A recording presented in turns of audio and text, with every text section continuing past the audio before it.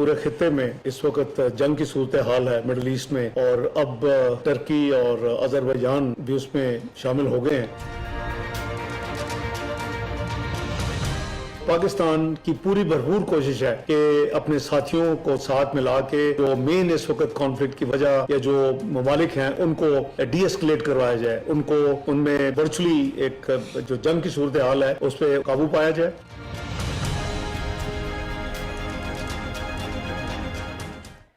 Welcome to Newsland. मैं हूं doctor मारी जुल्फ़िकार खान। मशरिक़ वस्ता में जारी कशीदगी एक नए और ख़तरनाक मरहले में दाखिल हो चुकी है। ईरान और इजराइल के दरमियान बढ़ती हुई जंग की सूरत हाल न सिर्फ खित्ते बल्कि पूरी दुनिया के लिए तशवीश का बायस बन गई है। आज के प्रोग्राम में हम बात करेंगे इस जंग से जुड़ी ताज़ा पेशरफ्त, आलमी रद्द-ए-अमल और मुमकिना सिफारतकारी के जो इस वक्त सिचुएशन है उस पर। सबसे पहले अगर बात करें तो ईरान के सदर के बयान पर अगर बात करते हैं, उनका ये कहना है, उन्होंने वाज़े अल्फाज में कहा है कि जितना सख्त दबाव ईरान पर डाला जाएगा, रद्द-ए-अमल भी उतना ही सख्त होगा। उनका कहना था कि ईरान किसी दबाव में आने वाला नहीं है और अगर उसकी खुद मुख्तारी या सलामती को ख़तरा हुआ तो भरपूर जवाब दिया जाएगा। दूसरी जानिब आलमी सतह पर भी इस सूरत हाल पर तशवीश का जो है वो इस वक्त सूरत हाल नज़र आ रही है। चीन ने ईरान पर होने वाले हमलों का सख्त जो है वो मुखालफाना जो है वो रद्द-ए-अमल दिया है और ये कहा है कि फौरी तौर पर हमले जो हैं वो रोकना जो है वो बहुत ज़रूरी है। चीनी हुकाम का कहना है कि खित्ते में कशीदगी बढ़ाने के बजाय मुज़ाकरात और सफारतकारी को मौका दिया जाना चाहिए। इसी दौरान ईरान की अहम सियासी शख्सियत अली लारिजानी ने एक बड़ा दावा किया है। उनके मुताबिक इतलात हैं कि इस जंग के दौरान कुछ अमरीकी फ़ौजियों को कैदी बना लिया गया है। अगर ये दावा दुरुस्त साबित होता है तो जो कशीदगी है उसमें मज़ीद इजाफा होने जा रहा है। इधर अमेरिका के सदर डोनाल्ड ट्रंप ने भी इस सूरत हाल पर एक सख्त बयान दिया है। अपने एक बयान में उन्होंने कहा कि जंग के बाद ईरान का नक्शा शायद वैसा नहीं रहेगा जैसा आज नज़र आ रहा है। इस बयान को खित्ते में मुमकिना बड़ी तब्दीलियों के इशारे के तौर पर जो है वो देखा जा रहा है। ताहम इस दौरान ईरान की जानिब से एक निस्बतन नरम पैगाम भी जो है वो सामने आया है। ईरानी सदर ने ऐलान किया है कि ईरान अपने पड़ोसी ममालिक पर हमला नहीं करेगा और खित्ते के ममालिक को इस जंग से दूर रखने की कोशिश की जाएगी।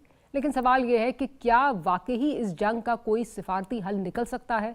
क्या आलमी ताकतें इस बढ़ती हुई कशीदगी को रोकने में कामयाब हो पाएंगी? और सदर ट्रंप के ताज़ा ट्वीट के बाद क्या सूरत हाल मज़ीद तल्ख हो जाएगी? इन्हीं आम सवालात का जवाब ढूंढने की आज कोशिश करेंगे। Former ambassador to Oman doctor Imran Ali साहब हमारे साथ मौजूद हैं। साथ ही साथ हमें जनरल रिटायर्ड जाहिद महमूद साहब ज्वाइन कर रहे हैं और सीनियर जर्नलिस्ट जाहिर शाह शिराजी साहब भी हमारे साथ मौजूद हैं। डॉक्टर साहब, गुफ्तगू का आगाज़ आपसे करते हैं। इस वक्त जो सिचुएशन नज़र आ रही है, जो मकासद, मतलब वैसे तो मकासद कभी कुछ बताए जा रहे हैं, कभी कुछ बताए जा रहे हैं अमेरिका की जानिब से, लेकिन जो मकासद हासिल करना चाह रहे थे वो हासिल करने में फ़िलहाल तो नाकाम नज़र आ रहे हैं। रजीम चेंज तो नहीं हुई, लेकिन रजीम चेंज का जो प्लान बी है उसको भी लगता है कि तश्कील देने की इस वक्त जो है वो कोशिशें हो रही हैं। जो कुर्द फाइटर्स की बात हो रही है, कल भी हम बात कर रहे थे वहाँ से तेहरान से में जो सहाफ़ी उन्होंने ज्वाइन किया, उन्होंने कहा जी यहाँ पे इस वक्त ये है कि क्योंकि जो लॉ एंड ऑर्डर है वो बुरी तरह से मुतासर करने की उसको कोशिश की जा रही है। पुलिस जो थाने हैं उनको डिस्ट्रॉय कर दिया गया है और कोशिश की जा रही है एनआरकी फैलाई जाए और उसके बाद बॉर्डर को गर्म कर दिया जाए ताकि यहाँ पे जो है वो सूरत हाल प्लान बी की तरफ जाए। ये प्लान बी कितना पॉसिबल लगता है आपको? मेरा ख्याल है जी इस वक्त ये बहुत कम पॉसिबल है। ये कागज़ के ऊपर बैठ के तो बड़ा आसान है कि जी उधर से कुर्द ये कर लेंगे, उधर से उधर आ जाएंगे। ये कोई इतना आसान प्लान नहीं है। और मेरा ख्याल है जी अंडरलाइंग जो मकसद था इस अटैक का वो है ईरान की दिफाई डिस्ट्रक्शन। ये बाकी सारी चीज़ें अगर हो जाए, रजीम चेंज या बाकी चीज़ें, वो डिस्ट्रक्शन और ना सिर्फ दिफाई डिस्ट्रक्शन, जिस तरह जॉन ने आपको बताया होगा, civil infrastructure, policing is civil, electricity, fuel, water, already पानी की शॉर्टेज है, सैंक्शंस इतने साल से बर्दाश्त कर रहे हैं। तो इनका मकसद ईरान की एज अ स्टेट डिस्ट्रक्शन है और ये इजराइल का प्लान है और अमेरिका इज ऑन बोर्ड। तो ये है जी इनका प्लान और बहुत बहुत मुश्किल सूरत हाल है।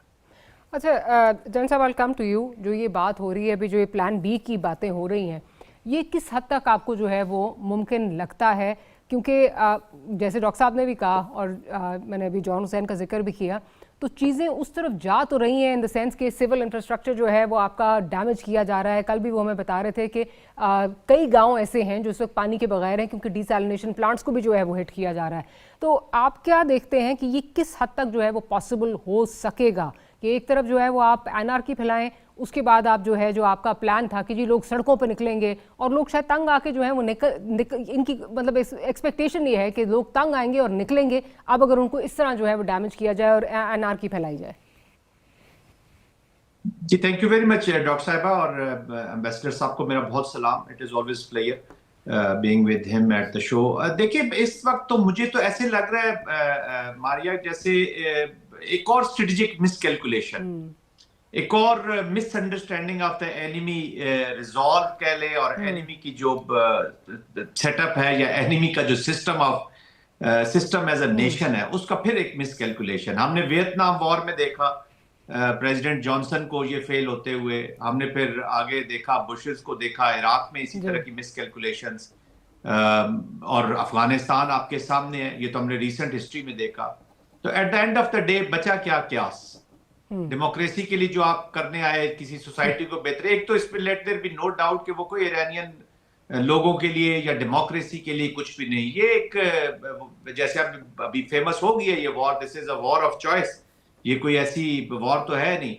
और who know we all know कि इसमें जो वो क्या कहते हैं कि tail is wagging the dog इस वक्त इजराइल की वो जो इंपॉर्टेंस है या जो इजराइल के जो ऑब्जेक्टिव्स है वो अचीव किए जाए। मुझे तो इसमें अमेरिका के अपने ऑब्जेक्टिव्स नजर भी नहीं आते।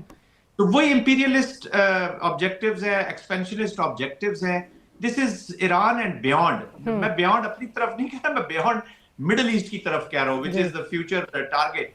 और ये जो एस्केलेशन लैडर पे मिलिट्री एस्केलेशन में ये जो वाटर वाला भी कॉम का प्रॉब्ली इन्होंने सैनिटेशन प्लांट को हिट किया विच इज इफेक्टिंग 30 विलेजेस। तो यही एक बेट है, ये फेंकी गई है कि ताकि ये जो अरब वर्ल्ड के या सऊदी अरेबिया का इस तरह के जो वाटर फैसिलिटीज है इनको टारगेट किया जाए। They are weaponising the water. और फिर आपको पता है जो chaos और वॉर की क्या शेक पहुंचानी है, तो कैटास्ट्रोफी की तरफ पूरा रीजन जाएगा। तो इस वॉर को मैं अगर ये chaos के ऊपर अगर ईरान में खत्म होती है तो it will end at chaos, let there be no doubt, I have no doubt in my mind. Imran साहब इस पे बेहतर कमेंट कर सकेंगे। और बियॉन्ड जाती है तो we have a new Middle East, और उसका रिस्पांस उस एनवायरनमेंट में जहां पे एक क्योटिक ईरान भी मौजूद है, क्योटिक नेबरहुड ऑफ इजराइल मौजूद है, और उसके साथ साथ फिर आप देख रहे हैं कि जिस तरीके से कुर्दिश और इनको किया जा रहा है, इफेक्टिव किया, तो I am foreseeing a new Middle East. फिर उसकी एप्लीकेशन होगी इसके रिस्पांस में, लेकिन तब तक बहुत देर हो चुकी होगी। अच्छा जनरल साहब, एक चीज़ और आपका पॉइंट ऑफ व्यू पे लेना चाहूँगी, जो ऑब्वियसली हमने ये देखा है, ये तो हर कोई इस वक्त बात कर रहा है कि मिस कैलकुलेशन क्या, इन्होंने शायद कोई कैलकुलेशन की ही नहीं थी। ट्रंप को शायद ये भी नहीं पता होगा कि ईरान में किस तरह क्या टोपोग्राफी क्या है उसकी, कि किस तरह जो है ईरान की क्या जो है वो डायनामिक्स हैं। हैविंग सेड दैट, बहुत सारे वहाँ पे जो इस वक्त ऑपोजिशन के सेनेटर्स हैं वो ये बात कर रहे हैं कि जी ये अब जो अगला करना जा रहे हैं, शायद बूट्स ऑन ग्राउंड जो है उतारने जा रहे हैं। गो कि ट्रंप इस पे कह चुके हैं कि नहीं अभी हम नहीं इसको कंसिडर कर रहे, बट ट्रंप के कॉल और फेल में बहुत तजाद है, हम सब जानते हैं, कहते कुछ हैं करते कुछ हैं। ये कितना डिजास्टर्स होगा? आपने अभी क्योंकि वियतनाम की बात की, इराक में हमने देखा, अफगानिस्तान में देखा, टेरेन को आप जानते नहीं हैं, आपने उतार दी है, कितना डिफिकल्ट होगा और कितनी मार पड़ेगी? They will not do it जी। और अगर करते भी हैं तो ये this will suit Iranian designs, enemy के designs को। Then there are other elements other than the अभी फिर मिसाइल से जरा उनके जो other elements हैं जो नॉन स्टेट एक्टर्स की शक्लों में है और कहीं ना कहीं रेजिस्टेंस की शक्ल में है, तो फिर आपको पता है डिफाइंस और resistance already is residing a lot in this nation, ये जो बैठी हुई है। तो हुसैनियत की तो बेसिक वो प्रचार उन्होंने करना है। बट एनीवेज फिर देन देयर आर फिर चली जाएगी जी हाइब्रिड मोड में, कह ले रिस्पॉन्स चला जाएगा। फिर lot of other players will also come in जो फिर कोवर्टली और ज्यादा बेहतर तरीके से एड कर सके इस वॉर को, क्योंकि हु वुड लाइक, कोई main competitor neither Russia nor China would like कि अमेरिका इधर इंटेंगल हुआ है तो अब इस दफा बच के चला जाए, क्योंकि ये अमेरिकन फ्यूचर की भी ये वॉर है जी। अभी this is Trump versus United state भी एक वॉर शुरू होगी ना। देखिए 52-53% लार्जर कॉन्सेंट तो है ही नहीं इस वॉर के साथ। इट इज आप वॉर वेज कर रहे हैं 90 to 22% के दरमियान में, आप वॉर अपनी नेशन की लेके आ गए। So this is not a war for the Americans by the Americans. This is war for I don't know whom by the Israelis. तो वो जैसे For मैंने the पहले Epstein कहा files. ये तो बहुत सारी चीजें हैं ना, बहुत सारी डॉक्टर साहब चीजें आ गई हैं. अनफॉर्चुनेटली इंडिविजुअल्स आर इफेक्टिव हुए स्टेट फंक्शनिंग इसलिए तो पहले खत्म की गई. ये जो कॉन्फ्लिक्ट मिटिगेशन के या कॉन्फ्लिक्ट मैनेजमेंट के जितने भी मेन सिस्टम्स हैं या इदारे हैं उनको क्यों अंडरमाइन किया गया, ताकि इंडिविजुअल्स अपनी वॉर को परसू कर सके और ये फिर it will impact the other regions also. और चाइना रशिया उनको एक मौका मिला है चीजें बराबर करने का. नॉर्थ कोरिया से जिस तरह के बयान आ रहे हैं, अगर नॉर्थ कोरिया का प्रेसिडेंट कह सकते हैं जी मैं इनको बैलिस्टिक मिसाइल भी दे सकता हूँ, तो वो फिर न्यूक्लियर भी इनको दे सकता है, वो तो कहीं भी जा सकता है. तो न्यूक्लियर किसी भी हद तक जा सकते हैं, उनको तो कुछ भी हम एक्सपेक्ट कर सकते हैं. सिचुएशन वो मेरे ख्याल में मीम्स बड़ी इंटरेस्टिंग आजकल बन रही हैं कि वो बेचारा कह रहा है कि मेरे से कोई खेलने नहीं आ रहा, मुझे भी कोई आके जो है मुझे भी कोई छेड़ो आके, मैं तो इंतजार कर रहा हूँ. He is very lonely. क्या शाह साहब ने हमें ज्वाइन कर लिया, प्रोड्यूसर आपके हमारे साथ हैं? अच्छा, शाह साहब कुछ ही देर में ज्वाइन कर लेंगे. अच्छा डॉक्टर साहब ये बताइए कि अभी जो हम बात कर रहे थे, चाइना और रशिया की भी बात की जनरल साहब ने, तो ऑब्वियसली वो तो एक मौका जो है वो तलाश कर रहे हैं, और अमेरिका खुद अगर अपने आप को if there calling for it और वो खुद ही जो है इसमें धंसता जा रहा है, तो उनका रोल आप क्या देख रहे हैं? बिकॉज अभी भी अगर आप गुज़िश्ता कुछ दिनों पहले जो बयान आया है प्रेसिडेंट का, जो इंटरव्यू था उनका, उसमें उन्होंने बात की कि ईरानियों ने कि हमें वो सपोर्ट कर रहे हैं, चाइना और रशिया हमें उनकी सपोर्ट है. आप क्या देखते हैं कि ये वॉर एक्सटेंड होती है तो उनका रोल आप क्या देखते हैं?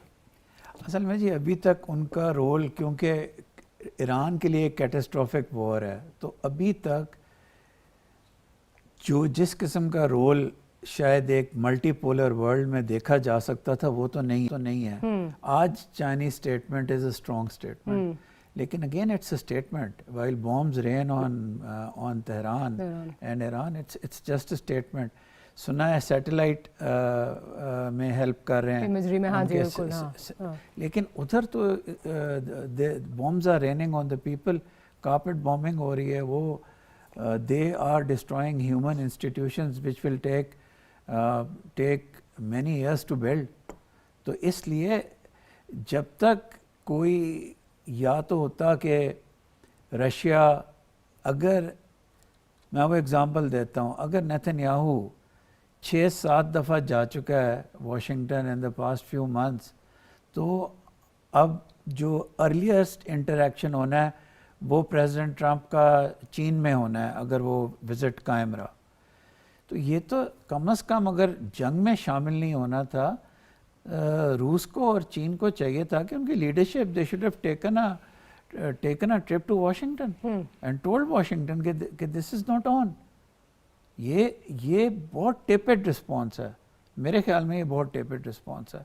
और इस वक्त, और जो बिल्कुल जन साहब ने दुरुस्त फरमाया, 52-53% अगेंस्ट हैं, लेकिन ट्रंप इसको इस तरह देख रहा है कि मेरे पास 60-90 दिन हैं क्लियर, जिसमें मिड टर्म्स मैं कुछ रिगेन भी कर लूँगा, वहाँ परसेंटेजेस भी. He doesn't care about the percentages at this moment. He's made like that. He doesn't care about the Supreme Court. तो वो ये वो दिन है. अब नो it remains के अगर तो रूस और चीन ने ये फील किया कि मिडल ईस्ट में उनकी पोजीशन वीकन होगी, और ये अब जिस तरह जनरल साहब फरमा रहे हैं, ये एक बहुत वाइडर वॉर है. I think their position will weaken in the world if they do not do something more जितना उन्होंने अभी तक किया. जितना किया आप कह रहे हैं कि उससे अगर मुझे बहुत कम लगता है, और मुझे लगता है कि ये लेड बैक जो एटीट्यूड है, रूस अगरचे यूक्रेन में मुलव्वस है, लेकिन यार फोर्स प्रोजेक्शन और डिप्लोमेसी तो कर सकता है ना. और चीन तो एक पार है. अब डिपेंड ये सारा करता है कि क्या ये दोनों ममालिक इसको वर्थ देयर कॉज समझते हैं ट्रंप को टेक ऑन करना. यहाँ ये फैसला. बट सर वर्थ तो डेफिनेटली है, एक सुपर पावर है, अगर जो गिरने जा रही है, दे वॉक्ड इनटू इट देमसेल्व्स, तो वो तो एक हमें चीज़ नज़र आ रही है कि वर्थ तो है, लेकिन अब डिपेंड करता है कि किस हद तक जो है वो इसमें इन्वॉल्व होते हैं. जी हाँ बिल्कुल. अच्छा जनरल साहब, जो भी बात हो रही है, हमारा ये ख्याल था कि इराक वॉर 20-25 साल पहले वो चीज़ें, वो एक मुख्तलिफ जो है वो अमेरिका था। अब सोशल मीडिया भी आ गया है, अब बहुत अवेयरनेस भी आ गई है। अब वो जो माजी की जो आपके बर्डन्स हैं वो भी आपको हॉन्ट कर रहे हैं। लेकिन जिस तरह अभी डॉक्टर साहब भी बात कर रहे थे कि Trump is not bothered, he is undeterred इस वक्त अगर देखें। और जो जिस तरह की जो इसके अगेंस्ट भी और फॉर जो वोट्स आए हैं, ठीक है बड़ा क्लोज कॉन्टेस्ट रहा है, लेकिन फ्रॉम विद इन भी उस तरह प्रेशर नहीं पड़ रहा। मतलब वो इजरायली लॉबी जो है वो बहुत हावी है और अंदर से अमेरिका का उस तरह प्रेशर नहीं आ रहा। और शायद मेरा ख्याल है आने वाले दिनों में भी अब तो बल्कि बात वो हो रहा कि जी मजीद $50 अरब जो है वो मांग लिए गए हैं, कांग्रेस से मांग लिए गए, मजीद पैसे मांग लिए गए। आपको लगता है कि इनवर्ड कोई प्रेशर क्रिएट कर सकता है, अमेरिका के अंदर से कोई प्रेशर क्रिएट हो सकता है इस वॉर के अगेंस्ट? उस प्रेशर के बिल्डअप ना होने का वजह यह है कि अमेरिका के अंदर भी जो एंटी वॉर से ज्यादा एंटी ट्रंप जो लोग हैं जी, और जो सेंटिमेंट है वो हावी है। ईरान के ऊपर समझे कि हेट या एंटी ईरान जो फीलिंग है वो रहती है। वो मोस्टली अमेरिकन लोगों के अंदर, उनको बताया गया पूरी जिंदगी यही बताया गया कि ये मॉन्स्टर है, ये मॉन्स्टर है। फिर इन बच्चों ने, इस यूथ ने, अमेरिका ने डेथ फॉर अमेरिका सुने हुए हैं, वो नारे देखे हुए हैं, और इन्होंने रिसेंट हिस्ट्री को भी देखा हुआ है। तो वो उनके ज़हन में एंटी ईरानियन फीलिंग, जैसे एंटी पाकिस्तान फीलिंग कांग्रेस में भी बदस्तूर पाई जाती है। वो तो मोदी की फेलियर्स को लेकर बैठ जाते हैं, वो पाकिस्तान की मोहब्बत में तो कभी भी बात नहीं करते। कांग्रेस भी कहती है कि उनको मारा क्यों नहीं है कंप्लीट, छोड़ा क्यों है आपने, या बीच में क्यों छोड़ दिया है। और फिर मोदी को पॉलिटिक्स में तो वो प्रेशर डालते हैं ट्रंप के ऊपर। उसका जो एंटी इमिग्रेशन का गुस्सा है वो भी इधर डाल दिया गया है, और बहुत सारे गुस्से हैं जो उनके वो डाल दिए। लेकिन ईरान के बारे में जो उनके लार्जर फीलिंग है, या एक जो बन चुका है, आई पर्सनली फील कि वो वही का कायम है। एंटी वॉर भी अमेरिकन को इतनी दोनों तरफ से, दोनों की कैंप्स की तरफ से हमने वॉर्स देखी हैं, सबने वॉर को परसू किया है। इंस्ट्रूमेंट ऑफ मिलिट्री को बेदरेग इस्तेमाल किया गया है।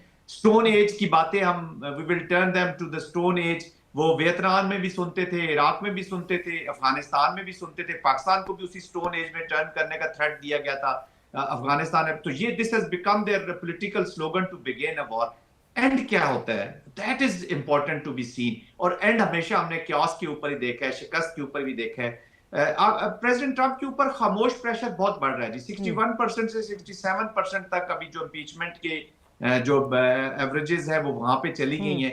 तो इसका मतलब है कि there is something cooking up, और उसका कोई पता नहीं कि किस वक्त प्रेशर कुकर अंदर वाला भी फटे और we have a new situation. Trump भी बहुत बड़ा एक, वो कहते हैं जुआ खेल रहे हैं जी अपने इस वॉर को शुरू करके, politics also and for the reason also.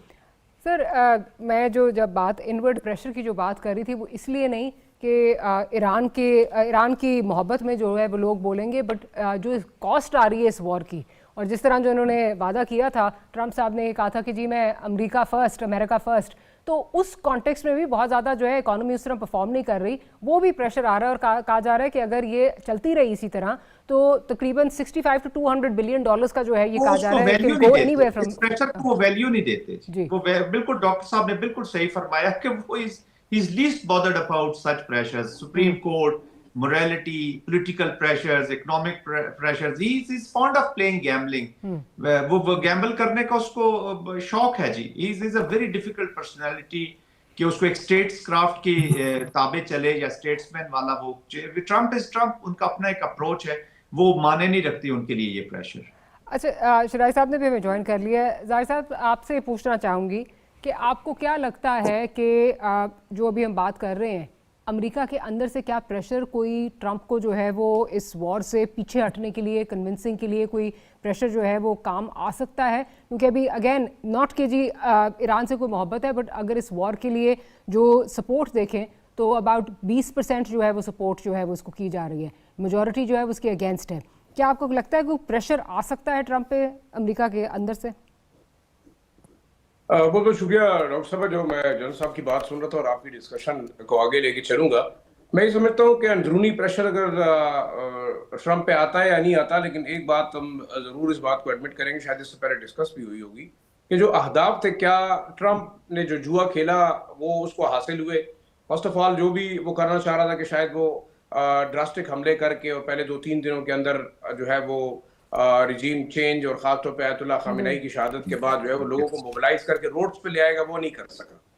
सबसे पहले तो इस जंग के अहदाफ क्या हैं ये अभी तक ट्रंप क्लियर नहीं है, क्योंकि पिछली दफा अगर उन्होंने जो है वो तमाम न्यूक्लियर साइट्स को बकौल उनके तबाह कर दिया था, सारी चीजें हो गई थी, what was the reason for that.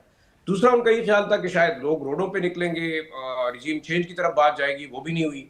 अब इसके बाद उनके अहदाफ क्या हैं, क्या वो एक प्लान बी की तरफ जा रहे हैं कि वो कुर्दों को या जो अंदरूनी तौर पे जो भी वो मामलात कर सके, लेकिन शायद उधर से भी उनको नाकामी हो रही। मैं समझता हूँ ट्रंप को जितनी ये जंग प्रोलॉन्ग हो रही है और जितना ईरान का रेजिलियंस है, मेरे ख्याल से ये उसके लिए एक बहुत बड़ा आप देख रहे हैं ना कि एक नेगेटिव फैक्टर जा रहा है, और इसी वजह से शायद ट्रंप भागेगा। उसकी आपको दो रीजन मेरे जहन में है। एक तो आप देखें कि इस वक्त शायद जो अनाउंसमेंट की थी ईरान के प्रेसिडेंट ने अपने जो करीबी दोस्त ममालिक थे या इस्लामी ममालिक थे, उस कंटेक्स्ट को आउट ऑफ कंटेक्स्ट कोट करके शायद वो भागने की कोशिश कर रहा है। मैं ये समझता हूँ कि इस वक्त अमेरिका को भी अंदाजा हो गया है कि इतनी आसानी से वो अहदाफ हासिल नहीं होते। इंटरनली जो प्रेशर बढ़ रहा है कि अमेरिका इसराइल की जंग लड़ रहा है, फौज के अंदर से आवाजें आ रही हैं, रिपब्लिकन अलग बोल रहे हैं, डेमोक्रेट ने अलग एक मामला उठाया हुआ है। मैं ये समझता हूँ अगर फौज के अंदर जिस तरीके से रेजिलियंट मैं समझ रहा हूँ कि पोजीशन आ रही है, वो उसके लिए एक बड़ा नुकसानदेह फैक्टर हो सकता है और इससे शायद वो रिट्रीव करे। लेकिन एक चीज जरूर है कि इस जंग को जिस तरह उनका वॉर सेक्रेटरी जो है वो एक मजहबी जंग बना रहा है, दिस इज वेरी डेंजरस। क्योंकि मेरे ख्याल में जिस तरीके से पिच किया जा रहा है, जिस तरह फौज के अंदर जो कमांडर्स हैं वो कन्वे कर रहे हैं कि अमेरिकन फौज को कि ये वो जंग है जो कि शायद एक वो कहते हैं ना कि डिवाइन जंग है जो कि ट्रंप को हिदायत की गई है कि वो लड़ेगा। तो that is the very dangerous aspect. क्या वो वाकई इस्लाम के खिलाफ जंग करने निकले?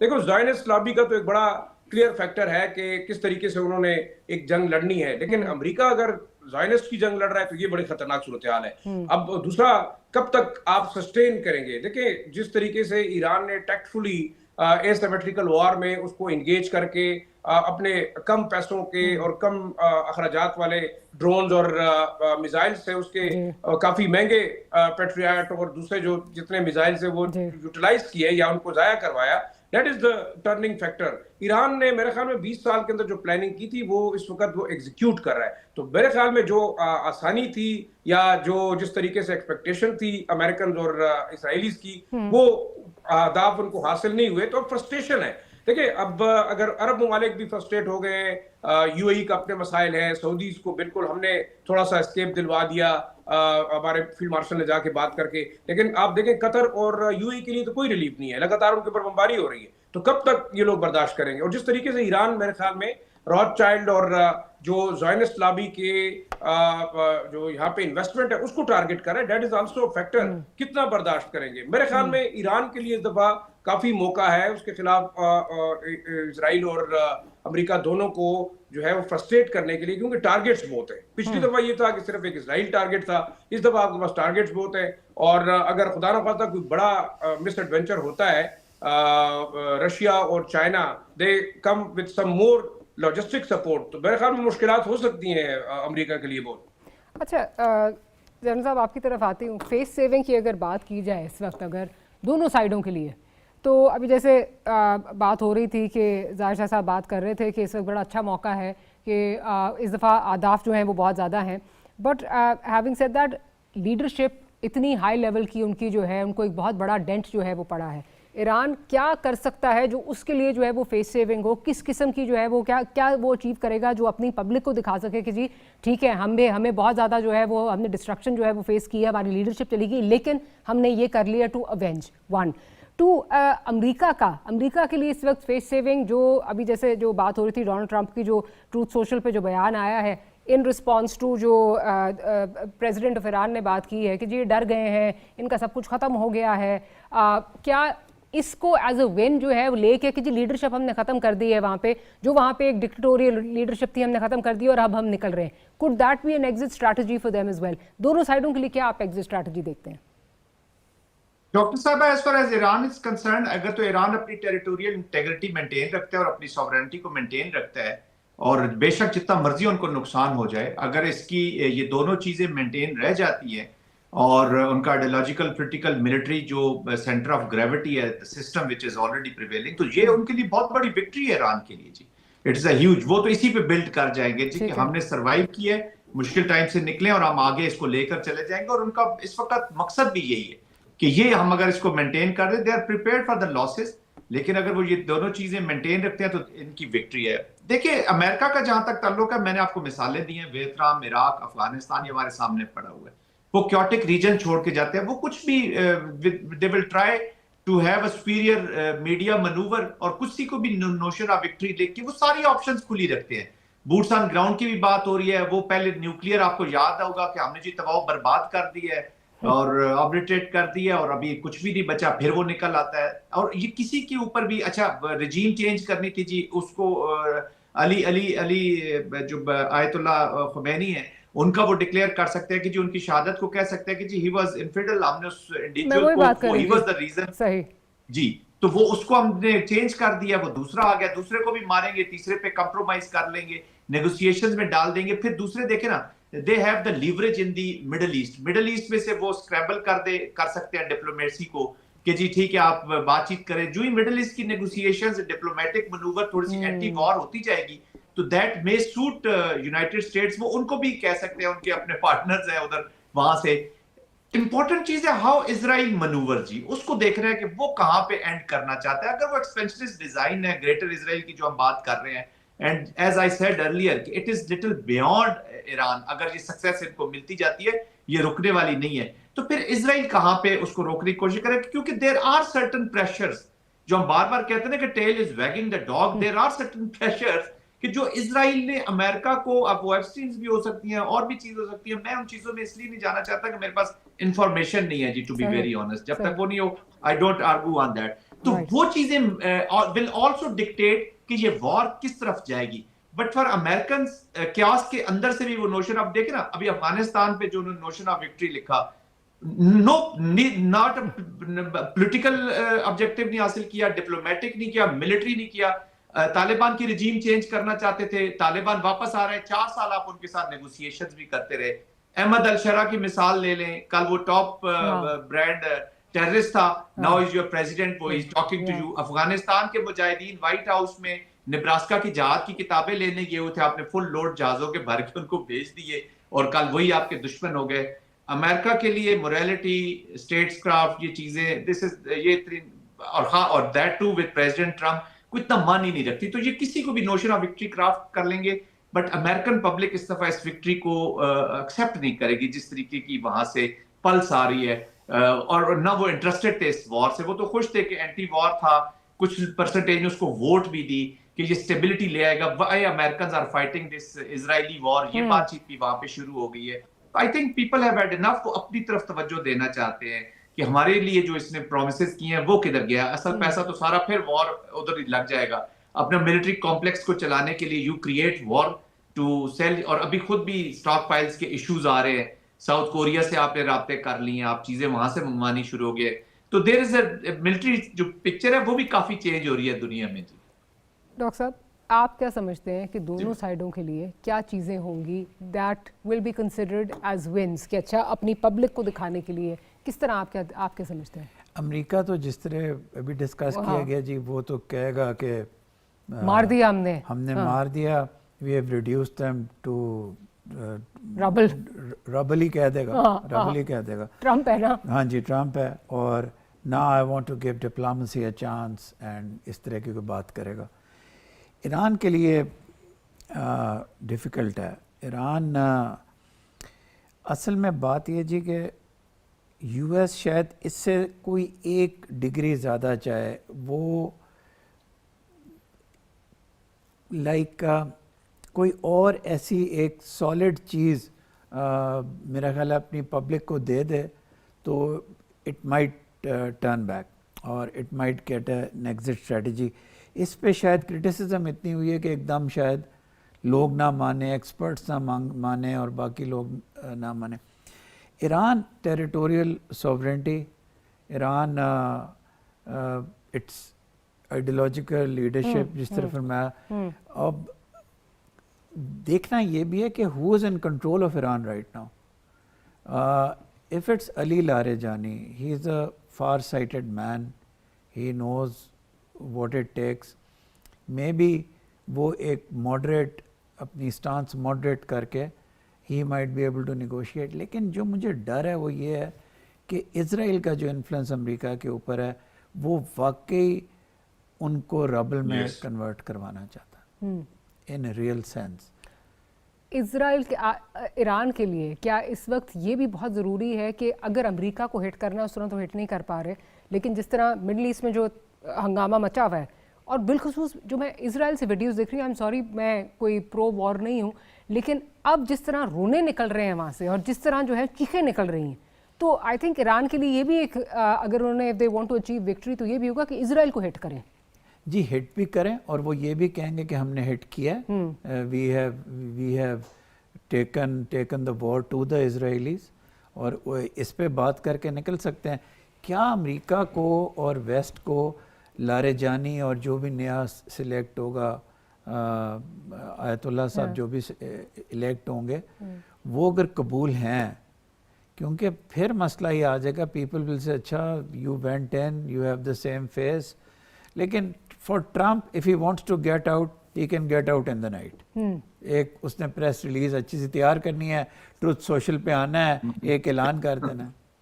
सो you think that's going to be, अल्लाह करे इस तरह हो जाए। हाँ, अल्लाह करे हो जाए, क्योंकि इस वक्त जो जिस तरह इसकी जो रिप्रिकॉशंस आ रहे हैं पूरी दुनिया पे, जिस तरह रिप्रिकॉशंस आ रहे हैं वो आई थिंक सारी दुनिया को हिला के जो है वो रख दिया जी गया। बिल्कुल। अच्छा शाह साहब, आपको क्या लगता है जो मिडल ईस्ट है, बातें तो बड़ी मिडल ईस्ट के भी आ रही हैं कि जी हम इन्वेस्टमेंट के बारे में भी सोच सकते हैं, रिविजिट कर सकते हैं, हम कॉन्ट्रैक्ट्स को फोर्स मेजोर की बातें आ रही हैं, इतना दम खम है मिडल ईस्ट में कि मिडल ईस्ट ये कर सकता है ट्रंप के साथ? देखिए, मेरे ख्याल में जिस तरीके से अमेरिका ने हमेशा अपने इत्तेहादियों को डिच किया, ये पहली दफा नहीं है। जैसे से पहले जनरल साहब बात कर रहे, डॉक्टर साहब ने बात की, जो वियतनाम में हुआ वहां वो जंग हारे नहीं, बल्कि आप समझ ले कि तबाही करके भाग गए। फिर अफगानिस्तान के अंदर भी ये हुआ, तबाही करके भाग गए। फिर अगर आप देखें सीरिया के अंदर भी डिस्ट्रक्शन की, उनके इंफ्रास्ट्रक्चर को डिस्ट्रॉय किया, फौज को डिस्ट्रॉय किया, यही इजिप्ट में किया, यही वो करना चाह रहे हैं इस वक्त ईरान के अंदर। और यही मेरे ख्याल में ज़ायनिस्ट जो लॉबी है उसका मेन प्लान है कि ईरान के इंफ्रास्ट्रक्चर को डैमेज किया। अब आप देख रहे, पहले आपने देखा कि अगर वो मिलिट्री टारगेट से, कल से आपने देखा रिफाइनरीज पे टारगेट शुरू हो गया, आपने वाटर फिल्ट्रेशन प्लांट्स को टारगेट करना शुरू कर दिया, आपने तेहरान के अंदर जो है वो सिविलियन आबादी के ऊपर बमबारी शुरू कर दी, इवन कारपेट बॉम्बिंग शुरू कर दी। लेकिन आप एक चीज पे हम जाएंगे कि जिस तरीके से इस दफा आप देखें तेल अवीव को टारगेट किया, हैफा को टारगेट किया, जाफा को किया, मेरे ख्याल में अंदर से इवन इजरायली गवर्नमेंट ने बैन लगाया हुआ कि आप वीडियोस या कोई भी शेयर करने वाले 5 साल की कैद देंगे। तो इट मींस के अंदर भी काफी ज्यादा जो है वो प्रेशर पड़ गया है इजराइल के ऊपर भी। और मेरे ख्याल में Iran has done a lot of great damage, इसमें आप माने या ना माने।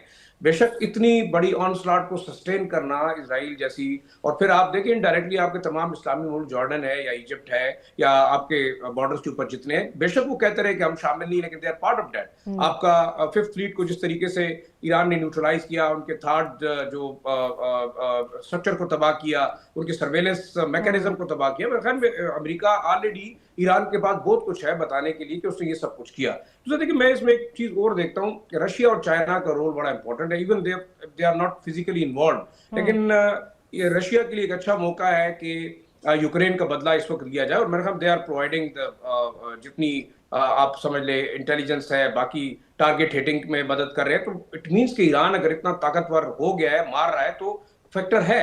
चाइना भी देख रहा है, क्योंकि अल्टीमेटली ये एक मसल एक्सरसाइज है for the American to go against Chinese. और चाइना अगला 4-5 साल या 8 साल बाद देखते हैं कि क्या होता है, कि उसको किस तरीके से टैकल करते हैं। तो the game is not very simple. अब मैं ये समझता हूँ कि इस वक्त पाकिस्तान, तुर्की और सऊदी अरेबिया का रोल बड़ा इंपॉर्टेंट है इस वक्त। शायद this can be a prediction, लेकिन ट्रंप साहब को ये 3 हुकूमतें भी बड़ा रिलीफ दे सकती हैं in terms of getting out of this war. क्योंकि देखिए, ईरान के साथ भी हमारे ताल्लुकात बेहतर है, जिस तरीके से फील्ड मार्शल साहब ने दोनों से बात की, सऊदी अरब और ईरान से, then the temperature was tamed down. नहीं तो आप इस वक्त देखते तमाम मिडिल ईस्टर्न ममालिक, चाहे सऊदी अरब है, यूएई है, कतर है, कोई जंग में शामिल हो चुके थे। That is the strategy which Netanyahu इस्तेमाल करना चाह रहा है। लेकिन आगे ये देखते हैं, मेरे ख्याल में स्केप दोनों को चाहिए इस वक्त। देखिए, ईरान ने बहुत ज्यादा डैमेज बिल्कुल इंफ्रास्ट्रक्चर का हुआ है, उसके फाइनेंशियल लॉसेज हुए। Same is the case with Israel and America.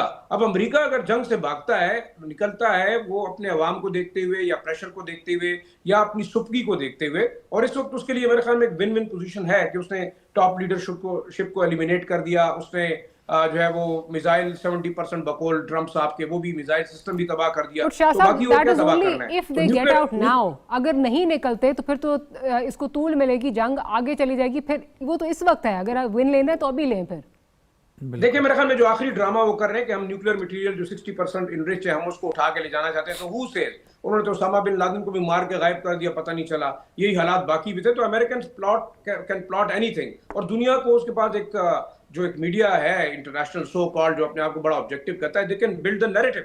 और मे भी हो सकता है कल आप सुने कि जी जहाज उतरा है और वो इनरिच यूरेनियम लेके चला गया है, और मेरे ख्याल में हमारी जंग खत्म हो गई है। बाकी ईरान जाने अपना काम जाने, वो रिकंस्ट्रक्शन करता है या नहीं करता। लेकिन इंपॉर्टेंटली देखिए, मैं समझता हूँ कि इस तमाम खित्तों को एक बहुत बड़ी जंग में जो झोंका गया है, इसकी इकोनॉमी अगले मैं समझता हूँ 10-15 साल तक अमेरिकन को खुद भी बड़ा मसला होगा। बेशक वो लूटते रहेंगे मिडिल ईस्ट को या कहीं और से जाके वो उनके रिसोर्सेज लूट लेंगे, लेकिन जिस वक्त यूएई, कतर और सऊदी अरब को जो लॉसेज हुए हैं इन टर्म्स ऑफ जो यहाँ पे ज़ायनिस्ट लॉबी की इन्वेस्टमेंट है, वो लोग भागे हैं, जो यहाँ पे टूरिज्म था वो खत्म हुआ, आपकी इंडस्ट्री पूरी बैठ गई। फिर अगर आप ऑयल स्ट्रक्चर को देखें, अगर स्ट्रेट ऑफ हॉर्मज़ कंटिन्यूसली बंद होती है या आप तकरीबन 15 दिन बाद भी एक ड्रोन मार दें तो क्या होगा? मेरे ख्याल में एक फेयर तो रहेगा। तो ये फेयर फैक्टर भी बड़ा इंपॉर्टेंट है। मेरे ख्याल में इस वक्त इसराइल ने एक तीर से कई शिकार किए हैं। उसने तमाम मिडिल ईस्ट को जो है वो वोलेटाइल भी कर दिया है, उसको इनसिक्योर भी कर दिया है, और एक लिहाज से उसने अपना बदला भी ईरान से ले लिया कि because they were thinking Iran is the only threat. मैं ये समझता हूँ अमेरिकन शायद अगले एक हफ्ते तक, दिस माय प्रेडिक्शन, कोशिश करेंगे कि उनको कोई एक कुशन मिले, चाहे वो पाकिस्तान दिलवाता है, सऊदी अरब दिलवाता है या तुर्की दिलवाता है, या मे बी ट्रंप साहब खुद रात को उठते हैं, उनको कोई इल्हाम होता है और सुबह वो कहेंगे जी जंग हम जीत गए, हम निकल गए। लेकिन आखिरी जो चीज करेंगे may be this uranium enrichment वाला ड्रामा कि ये हमने सिक्योर करके साथ ले गए और बस ईरान के पास तो कुछ नहीं रहा। तो that can be the last option के अमेरिका यहाँ से निकले। लेकिन देन व्हाट अबाउट इजराइल? क्या इजराइल को टैकल करने के लिए आपके कमजोर इस्लामी ममालिक के पास कोई चीज है कि नहीं? मेरे ख्याल में ये एक बड़ा सवाल है, क्योंकि उसके एक्सपेंशनिस्ट डिजाइन जब तक नेतन्याहू है या उसकी एक जो एक्सट्रीमिस्ट ज़ायनिस्ट जो कैबिनेट है, दैट विल गो ऑन। तो आप इसको कैसे काउंटर करेंगे? मैं आखिरी चीज कहना चाहूंगा कि इस वक्त की जंग इजराइल और ईरान की नहीं रही। आप देखें जो ज़ायनिस्ट लॉबी है आपके क्रिश्चियन कम्युनिटी के अंदर भी या ज्यूइश कम्युनिटी के अंदर भी, they are considering it a war against Islam. तो दैट इज वेरी इंपॉर्टेंट, क्योंकि ये बड़ा खतरनाक है। एक चीज आखिरी हुई है कि आयतुल्लाह खामेनी साहब की शहादत से एक चीज है, जो सेक्टेरियन डिवाइड था तमाम दुनिया के अंदर, तो people have now started thinking कि जो मसलकी इख्तिलाफ उनके अंदर इंटेंशनली पैदा किया गया था, उसकी वजह क्या थी? That was the reason. That's a blessing in disguise. अगर ये वाकई जो है इसका इदराक दुनिया में हो जाता है, जो ये सेक्टेरियन स्ट्राइफ जो है, इससे हमें अगर हम उसमें कोई कमी आती है तो that will be a blessing in disguise. But general साहब, अभी जाहिर साहब ने बात की कि जी ये जो कमज़ोर इस्लामी ममालिक हैं, इनका क्या जो है वो किस तरह ये रिएक्ट करते हैं। आपको लगता है कि जो इनके टाइज हैं, whether it's with the United states, Abraham accords हैं, इजराइल के साथ जो उनके ताल्लुकात हैं, क्या आपको लगता है कि वो रीविजिट होंगे? और मोर सो जब 12 दिन की ये जंग हुई थी पिछली दफ़ा, तो उसमें से हमारे लिए कुछ अपॉर्चुनिटीज़ निकली थी, because you know middle east started looking towards Pakistan, Saudi Arabia का जो, आपको लगता है कि कोई अपॉर्चुनिटी निकल सकती है पाकिस्तान के लिए? और क्या ये रीविजिट हो सकते हैं जो चीज़ें हैं, रिलेशनशिप है? जी बिल्कुल, देखिए उनकी रिलेशनशिप जहां तक ताल्लुक है वो तो यूनाइटेड स्टेट्स ऑफ अमेरिका के साथ है जी। Of course through them they are operating with Israel, और इजराइल उनके नेबरहुड में है। मेरे ख्याल में उन्होंने भी ये फैसला कर लिया कि we have had enough of friction. लेकिन वो जो इजराइल की वो जो बदनीयती है या जो उसका एक्सपेंशनिस्ट डिजाइन है, उसको तो वो जानते हुए वो कहते हैं ना कि आंखें बंद करने वाली बात है। जिस तरह अभी शिराजी साहब भी इशारा कर रहे थे कि वो थ्रेट तो इनके ऊपर रहेगी, और जिस तरीके से हैशटैग वगैरह ने अभी जो इसकी बिब्लिकल फ्रेमिंग की है या इसको इसका मतलब है कि ये थॉट वहां पे रिलीजियस लाइंस के ऊपर भी पाई जाती है। और दिस इज, और ये जो मोदी साहब का भी जो विजिट हुआ वहां पे, ये हिंदू जायनिज्म और जूइश जायनिज्म का, तो दिस मस्ट बी अगेंस्ट इस्लाम। लेकिन अनफॉर्चुनेटली हम इस्लामिक कंट्रीज ये चीजें तो कर रहे हैं, लेकिन जो मिडिल ईस्टर्न कंट्रीज हैं वो मोस्टली वो रिलीजियस उससे निकल के, it is all the interest, वो सबके ही ऐसा ही है जी। वो पाकिस्तान जैसा मुल्क तो शायद इमोशनल होके हमने एक दो चीज, मैं ये नहीं कहता कि वो हमारी बेसिक फाउंडेशन है इस्लाम, we are the defenders of ला इलाहा इल्लल्लाह मुहम्मद रसूलुल्लाह, लेकिन हमने उस पर नुकसान भी बहुत उठाया। वो अपने अंदर आपने एक ताकत और एक सलाहियत और एक वक्त होता है जो आपने पैदा करके और उस वक्त पे आपने स्ट्राइक करना होता है। नारों से तो जंगें नहीं लड़ी जाती जी, इमोशन से तो जंगें नहीं लड़ी जाती। These are the hard realities. Interest को वो गार्ड करते हैं। Yes there can be reset, लेकिन थिंकिंग आ गई है। पाकिस्तान और सऊदी अरेबिया का भी ठीक है, उसको फॉर्मलाइज किया, बड़ा पुराना ताल्लुक था, लेकिन ये उसका बड़ा कैटलिस्ट रोल था जो कतर के अंदर इजराइल ने अटैक किया था। कतर भी अभी इससे जुड़ना चाह रहा था, इजिप्ट जुड़ना चाह रहा है, तुर्किया जुड़ रहा है। तो ये जो अपनी ऑटोनॉमी है ना जी, स्ट्रेटेजिक ऑटोनॉमी, वो आ रही है, वो लोग सोच रहे हैं, और इसके बार के बाद तो बहुत आ जाएगी। वो जो एक मिथ थी ना, ईरान ने इन कंट्रीज को एंगेज करके एक तो ये बता दिया कि अगर आप अमेरिका को सपोर्ट करेंगे तो फिर जो नफरतें मेरे खिलाफ आपके अंदर पैदा की हुई है वो फिर कहीं ना कहीं उन बेसिस पे तो जरूर मैं शो करूंगा, लेकिन मैं उसको एड्रेस कर सकता हूँ। Over a period of time आपने देखा पिछले 2-2.5 सालों में, और पाकिस्तान हैज प्लेड अ की रोल इन दैट, कि सऊदी अरेबिया, ईरान, कतर, ये चीजें थोड़े से एनवायरनमेंट बेहतर हो रही थी, रिलेशनशिप बेहतर हो रहे थे, जो इजराइल को पसंद नहीं आ रहा था। तो आई डोंट थिंक सो कि, और ये सऊदी अरेबिया वगैरह भी अभी और कॉशियस हो जाएगी। इब्राहिम अकॉर्ड का तो सत्यानाश हो गया, टू बी वेरी ऑनेस्ट। इस वॉर के बाद अगर कोई इस्लामिक कंट्री या कोई इस तरह इब्राहिम अकॉर्ड को, क्योंकि ये सारी तबाही, इस गड़बड़ का जो महवर है या जो मरकजी किरदार है वो नेतन्याहू साहब का है। अपनी सियासत के लिए, अपनी जूइश ज़ायनिज्म को लेकर आगे बढ़े हैं, अपनी बहुत सारी चीजें। तो ये जात, इसलिए तो कहते हैं कि ये वॉर ऑफ चॉइस चल रही है, ये इंडिविजुअल्स की वॉर चल रही है। तो उसकी वजह से अब इब्राहिम अकॉर्ड और जरा वीक हुआ है, उसको स्ट्रेंथ नहीं मिलने वाली, जो भी आउटकम हो इस वॉर की। सही। अच्छा डॉक्टर साहब, I'll pose the same question to you. जो इब्राहिम अकॉर्ड्स हैं, बिकॉज ऑब्वियसली अभी ये था कि जी ट्रम्प साहब की बड़ी दरीना ख्वाहिश थी कि जी आगे जाके जो है वो यहाँ और मुल्क इसके साथ जो है वो मुंसलिक होंगे, और उसके बाद जो बात हो रही है रीविजिटेशन अपने, क्योंकि अमेरिका को समझा जाता था ये हमें डिफेंड करेगा। अब तो जब कतर पे हुआ उस वक्त भी जो है बहुत शोर हंगामा मचा, आपको याद है। अब इस टाइम पे भी इवन यूएई से जो है, अभी आपने देखा होगा यूएई के जो बिलियनियर हैं, वो considered very close to the royal family, उन्होंने खत लिखा है ट्रम्प को कि तुम्हें इजाज़त किसने दी कि तुम ये इस तरह जो है ये कर सको। So having said that, do you see a reset in relations, revisitation? बहुत मुश्किल है जी, बहुत मुश्किल है, क्योंकि all said and done they still think of the US as guarantors of their positions. अभी तक दुनिया इसको यूनिपोलर जाग नहीं रहे क्या? यंगर जनरेशन जाग रही है। ओमानी बच्चों के मुझे टेक्स्ट्स आए हैं कि जी ये क्या हो रहा है, इस तरह। The younger generation has woken up, और पैलेस्टाइन के लिए भी पॉपुलेशन में सिंपैथी है, लेकिन उसका ट्रांसलेट होना इनटू स्टेट पॉलिसी ऊपर तक वो इट्स अ ट्रिकी क्वेश्चन। हो भी सकता है जी, हो भी सकता है। This affords an opportunity to them. अभी बिल्कुल जिक्र हुआ था, पाकिस्तान, टर्की, सऊदी अरेबिया बहुत सेंट्रल हैं, even more than UAE. These 3 states are very central, and it won't be a bad idea कि ये तीनों मुल्क, क्योंकि पाकिस्तान +7 ने तो ख़त लिखना नहीं। Pakistan, Turkey, Saudi Arabia, they should go to the US. And they should ask the US, maybe behind the scenes, कि सर this is not हम आपको फेस सेविंग लेके देते हैं, आपको फेस सेविंग लेके देते हैं। और आपने बिल्कुल सही कहा कि अगर किसी इज्जत के साथ निकलना है तो ये अगला हफ्ता है, इसके बाद तो it will become dirtier, messier. I hope Trump realises, sanity prevails, कोई उसको समझाने वाला हो। ट्रम्प जैसी पर्सनालिटीज का डॉक्टर साहब मसला ही होता है कि उनके सामने कल मैं हक बोलने वाला भी कोई नहीं होता। मेगैलोमैनियक्स है ना। हाँ जी।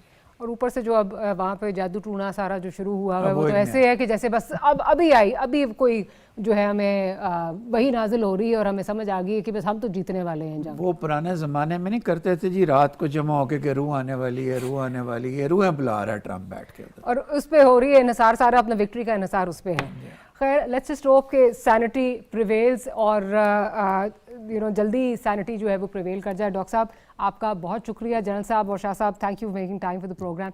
लेट्स होप सैनिटी प्रिवेल्स और जल्दी हो जाए, ताकि जंग पूरी दुनिया को जो अपने लपेट में लेने वाली है उससे जो कोई निजात हमें मिल सके, उससे कोई छुटकारा मिल सके। On that note will end today's programme. Will see you next week. Good night.